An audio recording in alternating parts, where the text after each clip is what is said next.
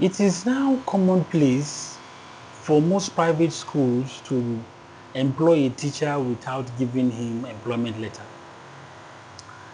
Now, most people don't know the negative aspect of this. Employment letter is like a security for the teacher. Okay, there are certain terms and conditions in that employment letter that serves the interest of the teacher.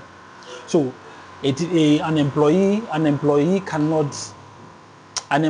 cannot sack you indiscriminately when you have an employment letter, unless on certain conditions stated in the employment letter. All right, these terms of agreement, okay, is inside of the employment letter. So the employment letter is a security. There's a reason why most schools will not give you employment letter. One thing they will even do is they will now give you provisional employment letter, which they will tell you, you will get a confirmatory letter after 6 months. You will stay there 6-7 years, you will not get a confirmatory letter. It is deliberate.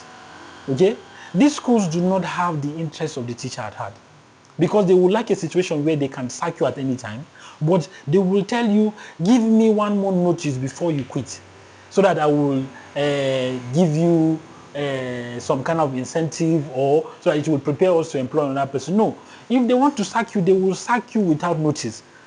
That is because there is no employment letter to serve as a security for you. Okay, but if there is an employment letter, nobody can just take your job anyhow now, which is why most people do not even value the teaching profession now, because there is no security inside. Okay, you are getting employed in a place where there is no employment letter, so that literally means you're not working there. If they wake up one day and decide not to pay you at the end of the month, you don't have any evidence to show that you're working there now. Which evidence do you have? If they ask you, if you take the case anywhere and they tell you, where is it? Present your employment letter, you don't have. Present your ID card, you don't have. Present anything that will show that you're working there, you don't have, apart from maybe attendance where you write your name. They can forge that attendance, they can hide the attendance book, they can do anything and claim that you are not even as a staff there. So employment letter is very, very key.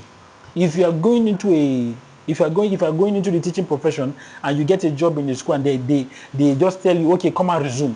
When you are resuming, tell them to give you an employment letter. Okay? Because it is very, very important.